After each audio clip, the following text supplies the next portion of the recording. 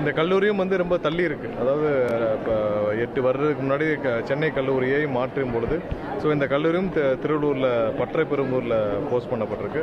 கல்லூரியிலும் தேவையான அடிப்படை வசதிகள் நிறைய தேவைன்னு சொல்லியிருக்காங்க. அதையும் நம்ம ஆலோசிச்சுட்டு அவங்களுக்கு தேவையான அடிப்படை வசதிகள் முதல்ல பாதுகாப்பு, போக்குவரத்து வசதிகள், ஏன்னா ரொம்ப தள்ளி இருக்கிறதுனால நூற்றுக்கணக்கான மாணவர்கள் தினமும் வந்து போகிறதுக்கான சிரமங்கள் ஏற்படும்னு சொல்லியிருக்காங்க. அவங்களுக்கு இப்போ தான் மாவட்ட ஆட்சியர்கிட்ட பேசி தேவையான அளவு பேருந்து வசதிகள் என்ன செய்ய முடியும் என்னன்னு சொல்லி ஆராய்ஞ்சிட்டு இருக்கிறோம். பட்டமளிப்புலாம் அந்த சிறப்பாக நடந்து முடிஞ்சிருக்குது. இதே மாதிரி மற்ற கல்லூரிகள், ஏன்னா சட்டக்கல்லூரியில் ஒரு விஷயம் என்னென்னா பல ஆண்டுகளாக இந்த மாதிரி கான்வெகேஷன்ஸ் நடக்காமல், பட்டமளிப்பு விழா நடக்காமல் பல ஆண்டுகளாக இருந்திருக்கு. கடந்த வாரம் திருச்சியிலே பார்த்தீங்கன்னா 15 ஆண்டுகளுக்கு அப்புறம் பட்டமளிப்பு விழா நடைபெற்றிருக்கு. அந்த கல்லூரியில் ஆரம்பிச்சிருந்து 3வது பட்டமளிப்பு விழா போன வாரம் திருச்சியில். அதே மாதிரி எல்லா இடத்துலையும் பட்டமளிப்பு விழாக்கள் நடக்காமல், பட்டமளிப்பு விழா நடத்தப்படாமல், அவங்களுக்கு பட்டங்கள் வழங்கப்படாமல் ப்ராப்பராக அந்தந்த வருஷத்தில், ஏன்னா ஒவ்வொரு மாணவருக்கும் அது ஒரு முக்கியமான நிகழ்வு. அந்த இது வந்து மற்ற தனியார் கல்லூரிகள் நடக்கும்போது நம்மளுடைய சட்டக்கல்லூரியில் அதில் பெரிய டிலே இருக்குது. இனிமேல் அது நடைபெறாமல் இருக்கிறதுக்காக அனைத்து சட்டக்கல்லூரியிலும் வந்து பட்டமளிப்பு விழா நடைபெற்று வந்தது. எல்லா கல்லூரியிலும் நடத்த முடியும். ஒரு 20 நாட்களுக்குள்ள அனைத்து கல்லூரியிலும் சட்டக்கல்லூரியிலும் பட்டமளிப்பு விழா நடத்தி முடிக்கிறதுக்கான வேலைகளை ஈடுபட்டு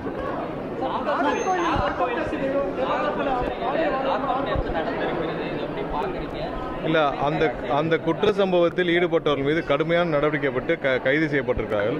என்னைக்கு வந்து இந்த மாதிரியான குற்ற செயல்களை என்னைக்கு முதல்வரும் சரி அனைவரும் சரி முதல்வர் உத்தரவின் பேரில் என்னைக்கும் அதற்கு எந்த ஆதரவும் யாரும் இது பண்ண போகிறது கிடையாது. கடுமையான நடவடிக்கை, யாராவது வந்து தவறாக கைது செய்யப்பட்டவர்களோ கைதிகளுக்கோ யார் மீதாவது ஏதாவது நடவடிக்கை இந்த மாதிரியான அத்துமீறும் பட்சத்தில் கடுமையான நடவடிக்கை எடுக்கும்.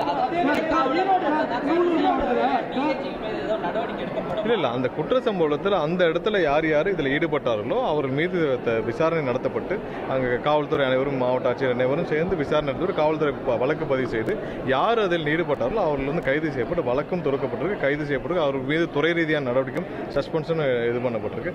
அனைவருக்கும் ஒரு ப்ராப்பர் சர்க்குலரும் போயிருக்கு.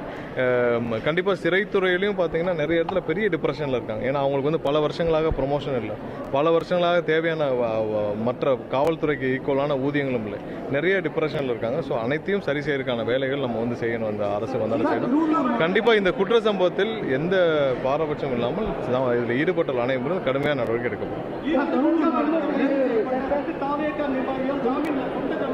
திருவள்ளூர் மாவட்டத்தில் அடிக்கடி அறிவிக்கப்படாத மின்வெட்டுகள் அதிகமாக இருக்கு. அதுக்கான நடவடிக்கை இல்லை, மின்வெட்டு எங்கெங்க இருக்கோ, இப்போ திருவள்ளூரில் நாங்கள் இப்போ தான் கலெக்டர்கிட்டையும் பேசணும். ஏதாவது இடத்துல தொடர்ச்சியாக அதே மாதிரியான சம்பவம் ரிப்பீட் ஆகுதுன்னா, இப்போ அங்கே நம்ம சட்டமன்ற உறுப்பினர் இருக்கார், எங்கெங்கெல்லாம் ரிப்பீட் ஆகுதுன்னு பார்க்குறோம். அதில் ஏதாவது ஒரு தேவையான வாண்டடாக செய்கிறாங்களா என்னன்னு பார்க்குறோம்.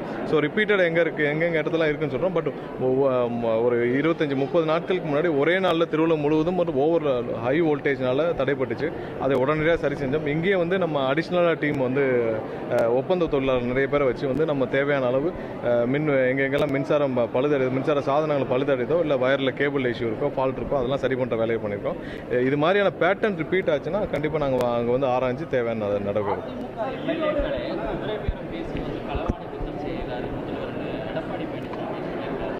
இல்லை, எடப்பாடி வந்து அவருடைய முயற்சியை அவர் வந்து 50 நாள் முயற்சியை அந்த கவுண்டிங் முடிஞ்ச அன்னைக்கு அவரும் ஸ்டாலினும் எடப்பாடி மகனும் ஸ்டாலின் அவர்களும் ஸ்டாலினுடைய மகன் திரு உதயநிதி அவர்களும் 4 பேரும் செய்த முயற்சி இன்று தோல்வி அடைந்ததை உணர்ந்து கொண்டு இன்றைக்கி தான் வெளியில் வந்து ப்ரெஸ்ஸே மீட் பண்ணுறாரு.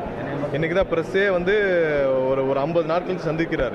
என்னை எப்படியாவது முதல்வர் ஆகணும் முயற்சி செஞ்சார், இல்லை எப்படியாவது அவர்கள் 2 பேரும் சேர்ந்து அவங்களுடைய சொத்துக்களை காப்பாற்றணும்னு நினச்சாரு. முதல்ல அவர் வந்து அவருடைய தவறை உணரணும். திரு எடப்பாடி அவர்கள் அவருடைய தவறை உணரணும்.